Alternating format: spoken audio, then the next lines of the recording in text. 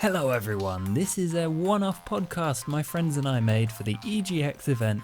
The audio is a bit odd because it was quite noisy in there, but hopefully you enjoy it anyway. Okay. Unlike Jordan, I'm not going to be combative about it. I'm Jordan Erica Webber and you might know me from the internet. Great. I'm Tom Hatfield and you might know me from the internet and also from print. Things printed on dead trees. You know, I'm printed on dead trees too. Yeah, that's true. I'm printed on dead trees.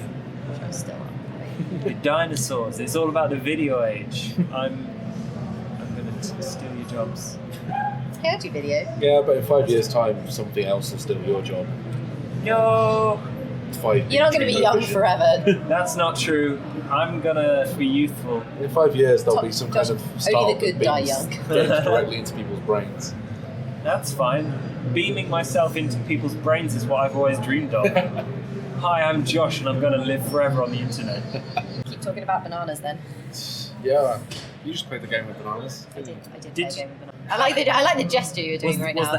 Was there a heft? I'm doing the You're doing the boobies. You're doing boobs, yeah. I'm doing the boobies. Yeah. But the For a man heft. who doesn't like breasts. Hey, I didn't say I didn't like them. I said I'm going to edit this out of the podcast later. Ah, that's no fun. So how do you control it with the bananas? Do you like... You put a thingy on one finger, like a conductor thing, and then nothing on the other finger for some reason. I don't really know how this works, science presumably, but like you have two bananas and one of them is right and one of them is left. So one finger has a conductor on, and if you tap the banana it goes right, and the other finger you just tap the banana and it goes left. I don't know why you only need a conductor on one finger. Doesn't make any sense to me. So yeah, I was watching people like just basically stroking the bananas, and just wondering exactly what. So it's just press You one just banana tap it goes it. right, press one Yeah. it goes left. Okay. It's not I was as wondering fun if as they it turned it sounds. into like touch banana, like No. touch screen. No. Because it's a touchscreen game. What's it called? Mind fork. Mind fork. There's no forks, only bananas. No. Is that possibly a joke about the term? Is that possibly a pun on mindfuck?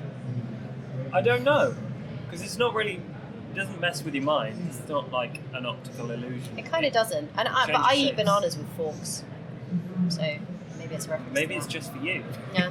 I mean, I did enjoy it. Because I'm pretty sure I've never heard anyone doing that before. I slice them up. I don't like to touch them.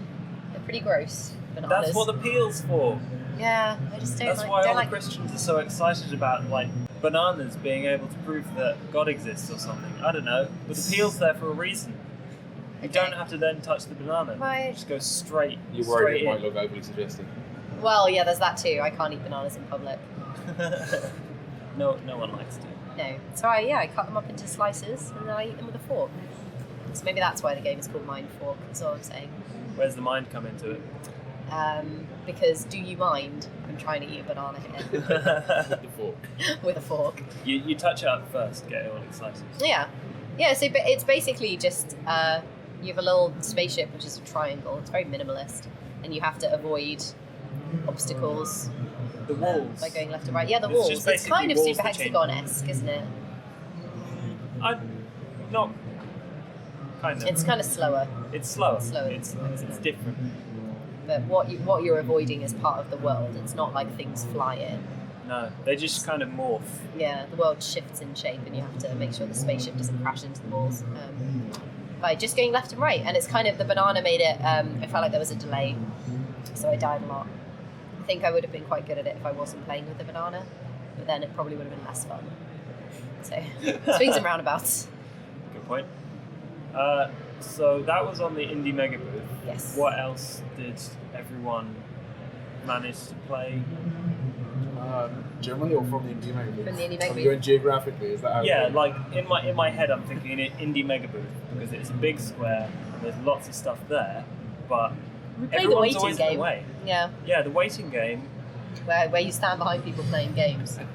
So I played Kingdom at the Indie Mega Booth, which is an incredibly generically named game.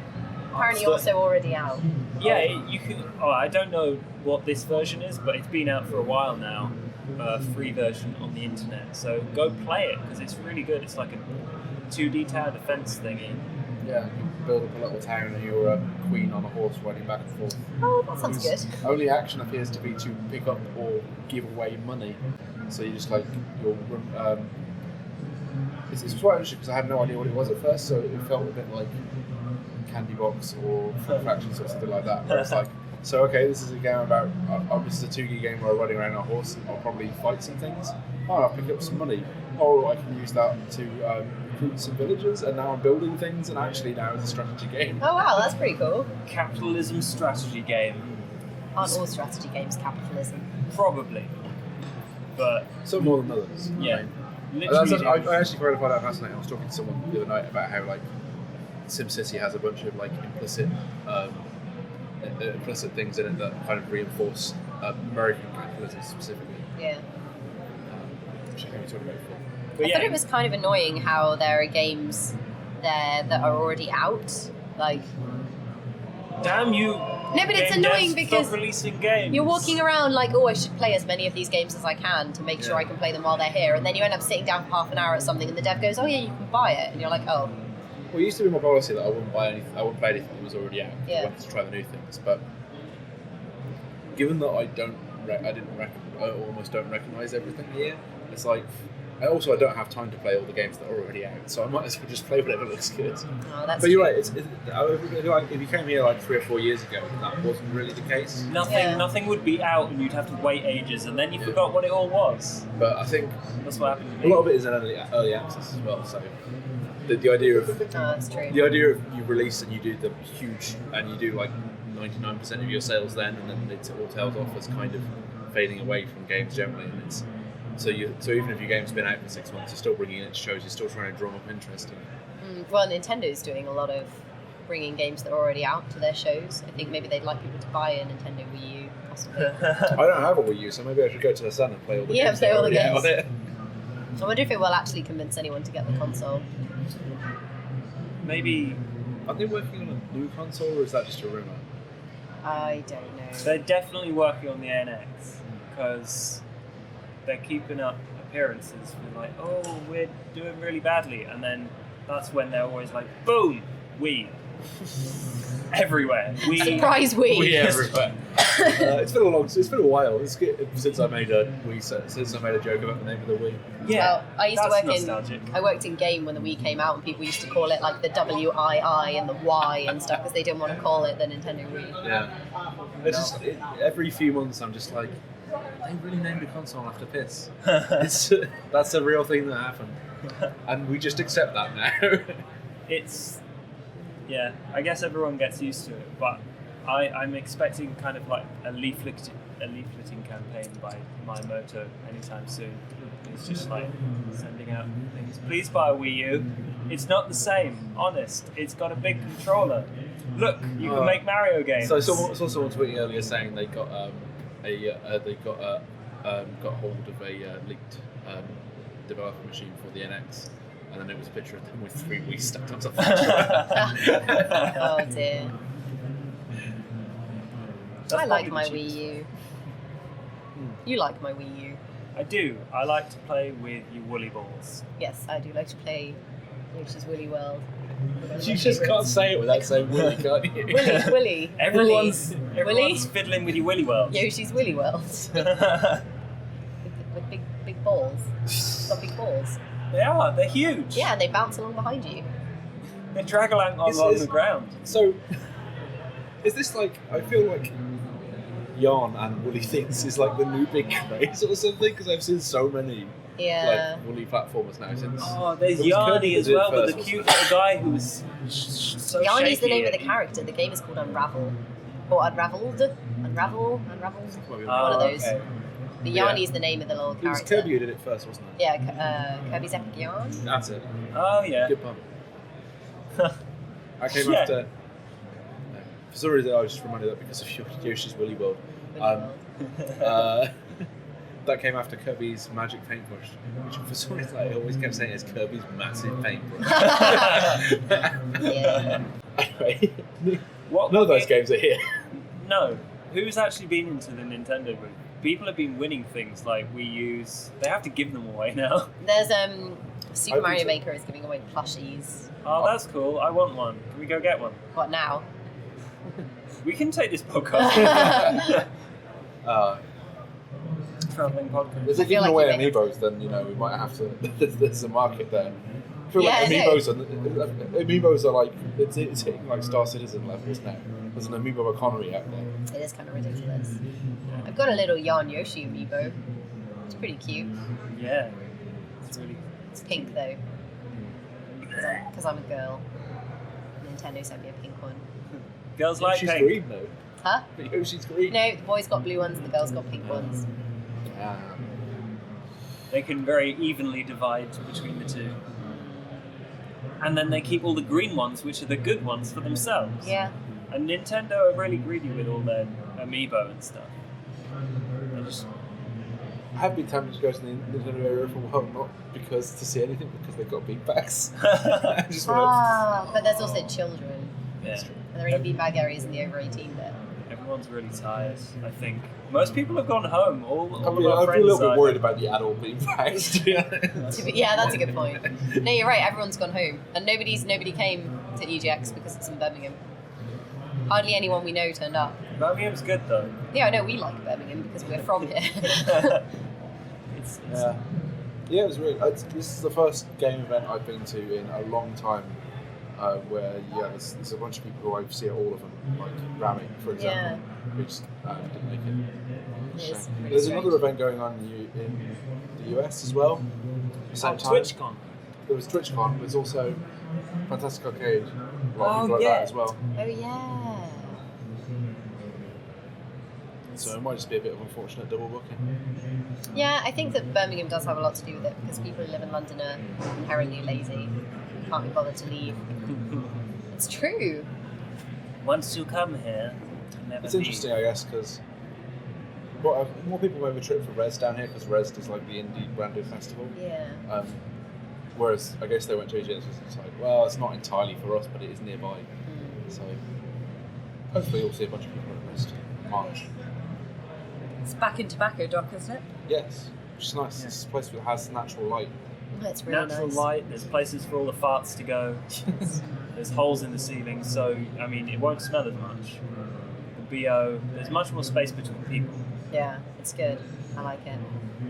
And also there are just fewer people there. What indie stuff is your favourite?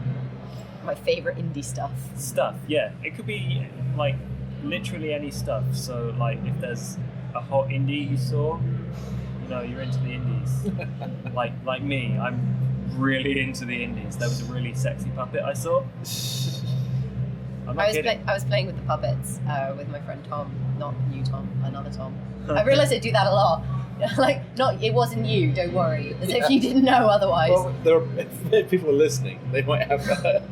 I was playing with the puppets, which is so you put puppets on your hands and they have markers on them, like made of metal or bells or something, and then each puppet has markers on their hands as well, and then when they connect in the game it shows them doing damage. So you basically put on puppets and fight each other with them, and then in the game it represents it with digital puppet creatures fighting each other. It's Punch and Judy, the video game. Yeah, in But space. with less domestic abuse. Well, when I was playing it, my friend came over and said, of course I found you beating the shit out of a man. So I'm not sure if that's accurate. Violence precedes you. Yeah, it was fun. I liked it. Favourite indie stuff? So I struggled to find a favourite. There's a lot of stuff I thought was pretty good, but so I really liked. You might want to talk about this one actually because you were the one who showed it to me. Did I? I can never remember the name of it. The blocky little propaganda one. Oh, the wall shall stand. That's it. Yeah, no, that's really cool. So basically, it's based on the Berlin Wall, apparently. As somebody who wasn't alive during the fall of the Berlin Wall, I don't really. Most of the people who made it, I don't think they're all really. They're young. all students. Yeah, it's a student project. It looks incredible for a student project. It's really, really kind of clean and Very not Soviet. not very buggy. Well, they've based it on the posters. Like Yeah. they want the game to look like the propaganda posters. Yeah, there's like a picture of. It's like a mixture of Minecraft and Soviet propaganda. It's a really, really good look. But basically, you play like a little blocky dude with a basket of posters, and you put posters up on the wall. What I liked about it is that you have to hold down the button to put the posters up, so you've got to like stand in front of the wall for a few seconds and hold down the button while he's like unraveling the poster, which stops you from just running around and like manically tapping A to get posters up everywhere. And then you rally people to your cause, which makes them change to the same colour as you, which is blue, everyone else is red. And then you kind of yell at them through a loudspeaker. Megaphone. Megaphone, that's the one. And then they follow you, and then you lead them to knock down statues. And you need a certain number of followers to knock down every statue. And there's other guys with megaphones, like secret police or whatever, wandering around. Yeah. They try and track you down. There's other stuff where you can hide in crowds, and there's also like conversation stuff you can have with people, which I completely missed. I played through the whole thing, destroyed all the statues, and then I said at the end, "Oh, you could have talked to people." And I was like, "Oh, right, sorry, I missed that." Yeah. People help you do things like if you say the right things in the conversation, they'll give you a code to turn off the loudspeakers and stuff that the opposite side is using. The loudspeakers turn people from blue to red, don't they? Yeah, I think so. I thought it was pretty cool, and especially for a student project. Yeah. Really It's impressive. interesting. I'll be interested to see where it goes from there, because it's got a very simple loop, and I want to see where it builds on. So I really like that. I also liked Loot Rascals, Pat Ash's new game in Left Field. Just like this sort of strange, slightly twee world in which you wander around, and it's from a mechanical point of view. It's basically just like a little, it's basically just a roguelike. You wander around in real time on hexes, but whenever you move to an next one, all the enemies move. So you've got it's quite a nice mixture of real time and turn based, but it's just got this weird sort of slightly twee aesthetic. Your guy who looks like he's wearing some kind of weird onesie, and your weapons are like basketballs and tennis rackets that you throw at people. Sounds nice. It's cute. Yeah, it's really nice how it mixes turn-based and real-time. So instead of like having to clunkily move between squares one at a time, if you really want, you can breeze through it, just run around. But you'll obviously see a that'll bunch of go way enemies show faster. up, and then you'll start doing it one by one, so you can figure out where they're going to go. Yeah, and then get your ass beaten by a giant, one-eyed ogre thing. With a tennis racket. And they'll steal your underpants. They steal all your cards. You get cards with frosty stuff on them. Yeah. Steal your Yu-Gi-Oh cards. One of them is like frozen underpants. I found those when I was. Sorry, I coughed during your joke. Do you want to say it again? There's something about Yu-Gi-Oh cards. My brother taught me how to play Yu-Gi-Oh cards when I was younger, and I beat him, and then I refused to play ever again. And it really frustrated him, because that meant that I was the champion of our house, because I beat him, because he was the previous champion of our house, and then I retired. Oh, that's a really good way to end it. Yeah, like I know. A career in Yu-Gi-Oh. Yeah. Because it just goes downhill from there, because then you end up collecting all the awful cards that they made to wheedle money out of you. I definitely didn't do that. Too young to be so cynical, Josh. The game was good. What? Yeah, That guy, he had one. You know those wobbly Segway. Look, there he is. Oh, I don't know what's happening. It's the Segway things without the pole to hold on to, but he's got two on his hands and two on his knees, or like one in his hands and knees each. I'm explaining this awfully for an audio pod. Look, he's coming back.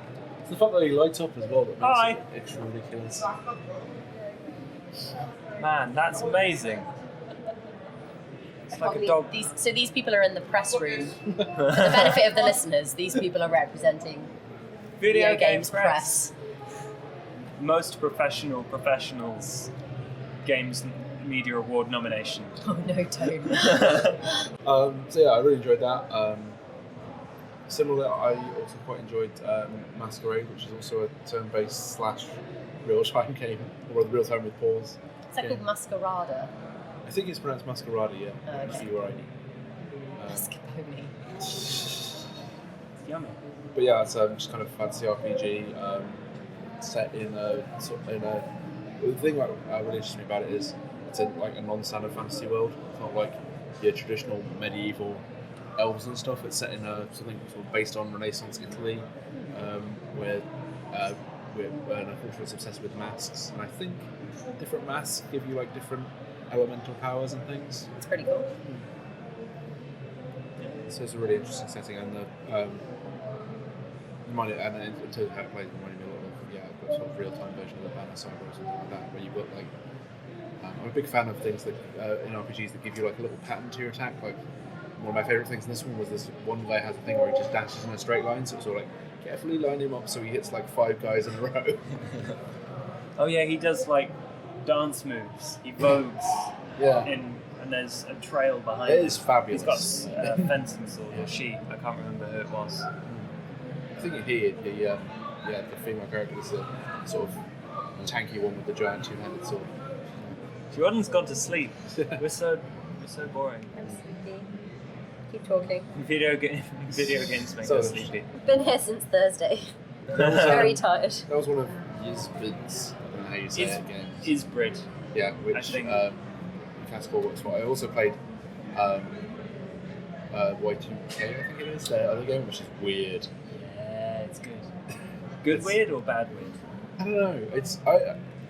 I have a lot of fun playing it actually because it's kind of like Final Fantasy if it was a bunch of slightly Damn hipsterish 90s teenagers in a weird conspiracy theory. I had no idea what was going on with the plot. It was weird as hell. But There was a hipster character that threw records Yeah. as one of his attacks. But I kind of enjoyed it partly because all the skills and all the attacks will give you a little mini game to play, most of which were actually really fun. Yeah, kind of. Like the guy who throws Mario records. RPG. Yeah.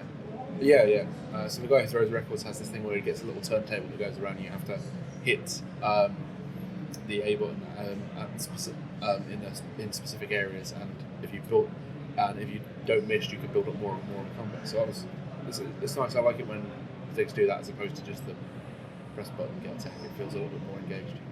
Yeah. I think that's one of the better ways people end up making that kind of RPG more interesting, because there's that kind of timed button press, and then there's also you know how Child of Light did it? So like the entire system is like constantly running and you can't pause and it's not turn-based. No, I haven't played Child of Light. I have. It's good. Mm-hmm. I like it. And Pretty. very pretty. The interesting thing is, I think that they put some kind of context on it. Like I said, all these mini games have their own little bit of personality or something that usually relates to what the person's doing. Like when I first saw those sort of things, which was probably like Final Fantasy VIII, it was just like hit a button at a specific time during an attack. You've got to at least put a little fun animation around it and give you some motivation for it, I think. Yeah. To make it more interesting. And like, listen, where was there? One of my favourite skills was the sort of caster girl in it had one who plays a guitar, had one that's just called drop bass, and it takes you to like a pixel art 2D screen where she's like a little Mario character that grabs a bass and throws it at a monster. That's grabs cool. an amp and throws it at a monster. That's really cool. I need to play the new version because I played it ages ago, and then I made a video about its art. So do I you haven't have an touched idea it. what else is going on with the plot? No, it's just like Yeah. hipster douchebag ends up in another world. Oh, isn't it crazy? Yeah. And It's, then they no one appear knows to be what's- investigating like a disappearance of some kind of girl, but they're all linked Some by kind of sorry, girl. of this girl that's disappeared in a small town, all of which is fairly normal. But they all hang out on a weird conspiracy message board, and also Oh, just really? weird magic stuff seems to be happening all the time there, and everyone takes it very casually. And also just like when you wander around that town, like people will give you some like pithy observation about small towns, like how how business is driving up around here, and then they'll fight you in a JRPG fight. It's really weird. And then everyone accepts that that's the way the world works, apparently. So literally, you just go around beating up the townspeople. That's what happened in the demo I played anyway, yeah.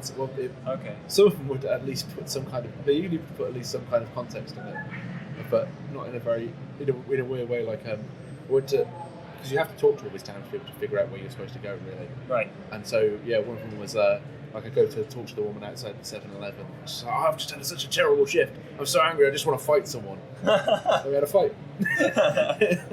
And then afterwards, she told me where to go. Brilliant. Yeah, strange game. That's cool. Yeah. I asked them for the build so I could play it at home, and I feel like I should have done that with a ton of different games. Yeah. So I can get videos out about them. Yeah, I know what you mean. It's like, because that's the thing. as Jordan said before, like pretty much always games you could ask for a code and try it at home. But the interesting thing about being here is that I wouldn't know about half these games unless I happen to walk past them and go, what the hell is that? I think we should each press person, proper press, not child with thing you ride around on. Should get like a room like this with nice comfortable chairs, and then developers should have to come in one by one with their games and show them to us. Do you think that'd be great? It could be like a panel show. And we could be like, no, like we could have multiple of us. Yeah, so like big red button. You know, oh, it's a strategy game, like Tom can play that, I'm not interested. Or like, and if it's something none of us want to play, yeah, we can just beep our, you know, like X Factor style or Britain's Got Talent or whatever it is, where you buzz the thing and then they have to go off. I did play some good strategy games too. Yeah, another one that I like look of was Shelters, which I just done over in the Red Zone, which is kind of like a slightly more serious take on Fallout Shelter, the free Fallout ISO. So you get a family of people who've survived the nuclear apocalypse and holed up in a small shelter, and then you have to scavenge things, find, add things to repair parts of your shelter, expand it, send people out with gas masks into the wilderness to try and find stuff. Looked really interesting, but unfortunately I was sat on the Xbox version, and it really feels like it feels like the game is definitely supposed to be controlled with a mouse, and then with the controller it's just super clunky. So I was like, right, this is good, this is interesting. I'm gonna go home and I'm gonna play it with a mouse. Everyone's feelings right now are go home. Jordan's asleep. She can't go home. She can't go home if she's asleep. But but yeah, there were a couple of things set up like that, like a few places. Vermintide were giving out beta keys, so I was like, yep, this looks good. I'll just get one of those and I'll check it out when I get home. Perfect. Someone managed to wrangle a whole bunch of Rainbow Six beta keys. Yeah, they're giving those out if you play them on the floor, and I think some of the press people just went up and asked. So. What's the point of EGX? It's for people like me, Jordan. It's really not, is it? I quite like it. I'm not too bothered by the giant clouds, so. Well, you wouldn't be. You're a very large man. It's difficult for me. I can't see over anyone's head. Even the children. There are so many children here, and they're all bigger than I am. You should cosplay as a train and have a huge cow catcher. I thought you were going to say something like cosplay as a giant. That could work too. Big shoes. Oh, that was a get huge stilts cock. so you have disproportionately long legs for your body, and then you can cosplay as like a character from all those indie games with this weird sort of super elongated pixel art. What was the game about the giant cock that you played? It's called Giant Cock. Oh, okay. I haven't actually played that. I've seen it around. I'm like, but I have seen the signs. I'm like, is it really called Giant Cock? Yeah. It's okay, but it's all about you're a sky giant cop. You're the only cop in town because they've had cutbacks and they can't afford police cars anymore. So you've got to earn money by putting criminals in prison. So you pick them up if they're like drunk and disorderly, throw them in a prison, and then like if they're flailing their arms around like that, they're doing an assault. You know how Lisa rolls her arms around and like tries to punch Bart in that one episode? It's that. And they're like flailing and all the other citizens go flying, and then you have to pick them up, put them in prison, and you get money where you can buy police cars that patrol around. But it's also, kind of awful. It's a shocking indictment of the capitalist police system. Not really. Not really, because it's really kind of slow, because you spend so much time just looking top down, searching for where these people are, and there's no indication. You can't tell, you just happen to see these people. And then there are major crimes like bank robberies, and if you can't find the bank, you're screwed. You're just looking for this bank forever. Could be better, but it's cool. It's got a cool idea. Good name. How did your serious games investigation go? I couldn't find the developers for that drone one, Killbox I think it's called, or Killing Box. It's about drone warfare. And I didn't want to sit down and play it because it looked kind of difficult. But I did talk to the people who made the Riot simulator, which is called Riot Civil Unrest, I think. Oh yeah. I kind of just don't really understand why they're doing it. It seems incredibly controversial and problematic. In fact, they're changing something in the game based on feedback I gave them, which was, are all those people white? So they're now going to change it so it's more appropriate to the region that the riots they're simulating in this game. But that also could lead to problems because they, for instance, got Oakland riots in this game, which are going to be mostly black rioters and white policemen. So you play as the police in this? There's a campaign, you play as the police first and then there's the rioters. The point of it is supposed to be to show like how pointless it all is, and there's all this stuff about how, if you play violently as the police, then the riots will be worse because the rioters will be expecting it, so they'll come prepared, and that's supposed to give you some kind of message, I think.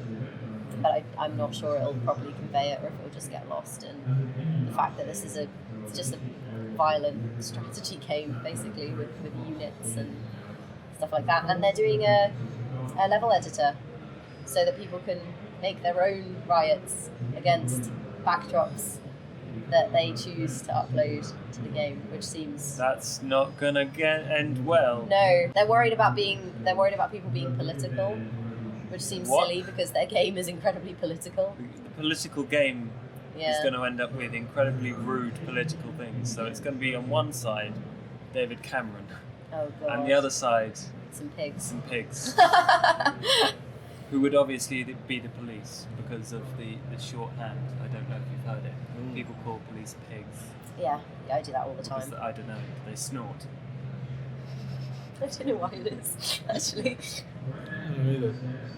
But yeah, I spoke to them. I spoke to the guys behind The Wall Shall Stand, which is a entirely non-violent game. It's a very interesting comparison there. And I also spoke to people who've just started making a game called Eugenics, in which you have like a strand of DNA, and you have to work out which labels go on each of the genes in this strand of DNA. And you do so by looking at people in the game world and like finding their characteristics, and then looking at what genes are activated and labeling them, and then breeding them to make like children that have different characteristics. And then you you observe those, and you put different labels on the different, and eventually you build up an entire kind of genome. So yeah, I played a bit of that, but yeah, it was kind of like... It's very early. Yeah. Mostly I kept like, I spent too long trying to work things out, and then all people died. Yeah, there was someone who made they made a hermaphrodite, and then the colony died out because they couldn't reproduce. They were all hermaphrodites. I didn't understand that game, so I didn't actually manage to play it. It was very confusing. It's interesting.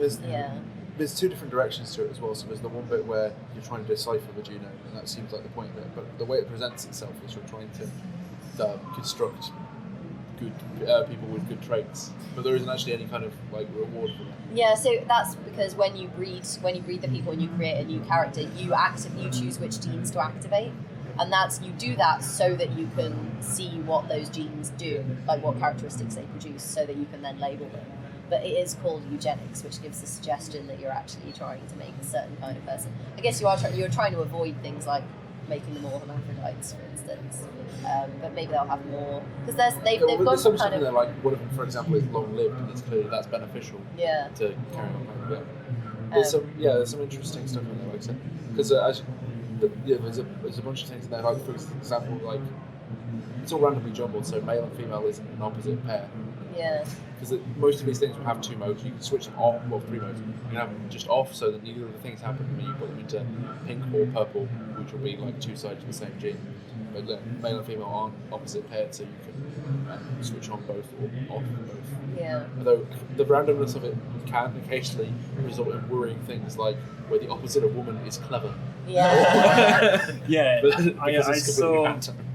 Sometimes it doesn't make sense either, because like the on-off things are sometimes like horny and man, which I don't generally like. That's the stereotype. This game stops you from being both horny and male.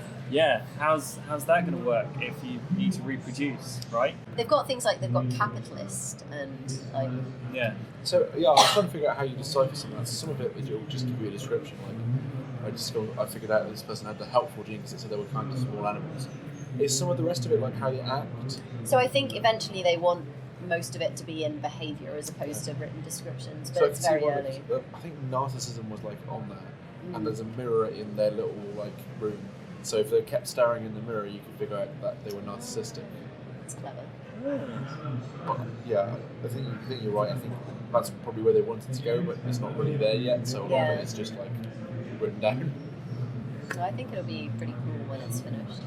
Especially because I've played with a lot of games that kind of have that as a subsystem, like Massive Chalice or Crusader Kings.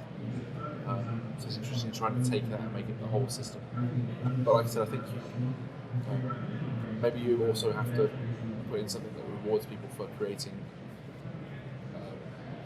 people who are smart or long-lived or whatever, as opposed to just deciphering the puzzle. Maybe that'll be the next stage. Once you've deciphered the genome, you can then create the perfect specimen. The perfect person. Build a boyfriend. It's like I said, there's 3 games I've done that. Crusader Kings is the classic one where you open up the eligible bachelors from around medieval Europe town. Try and find out people who have there's a few traits like Fertile. tall and genius that can get passed on. Yeah. So yeah, it's like I need to find some little known genius and marry them all. I love Crusader Kings. So we've got questions. People asking questions Yeah. to your non-existent podcast. Oi. People know me, okay? People know you. It's kind of a big deal. I'm kind of something. Yeah, you're Jordan Erica Webber's friend. Everyone knows me as that creepy dude with a mustache who hangs around. I'm like, show me your games, and they're like, Is that one of the questions? Yeah, that's one of the questions. What's covered? Nothing. It's locked. Oh, shit. First one is there a particular topic for the podcast? Which I think was a question to clarify the questions, but should we call it? Is there a particular topic for the podcast? Fruit. Games we remembered. Games what we didn't forget. If we didn't mention your game, try harder. And also Send us your game. Send us your Maybe damn then we'll game. mention it on the podcast. Okay, I'm gonna call. Has there been a theme to the convention, do you think? I've seen a lot of like rhythm action racing games. Yeah. That's the thing. Rhythm Action is returning, right? Rock Band and Guitar Hero are both there, being very, very loud. Thumper was good. Thumper is cool. It looks really good. It plays pretty simple, but it's I part tried of fun. Panoramic one, I have no idea what's going on there. Panoramical is amazing. But it's already out. So? It's one of those games that's already out. Why do you need to play that at Expo? Just play it at home. I didn't. In I your played it at home. comfy house. I'm one step ahead of you. No. I played it at home. I made a video. YouTube.com/GamingHL. Hashtag branding. Hashtag content. Yeah. The other question is, why no more Vita? Oh yeah! I forgot that existed. Even like Alex Rose, we were playing Rebirth Resurrection, and that's coming out on Vita. But someone was like, "Oh, do you have the Vita version with you?" I was like, "Nah, I haven't built it yet." So the answer is So because that's the the thing. indie games killed it. Yeah. They're mostly what's on it. But to be honest, have either of you gone to the PlayStation section? There might be a huge Vita part we don't even know about. Well, this is a thing because I think I spotted on Twitter when I was on my way on the train earlier that one of the Sony bigwigs has said that a successor to the Vita is unlikely. What? It's going to be 3DSs. The new 3DSs from now on forever. That's a sad day. Awful if true.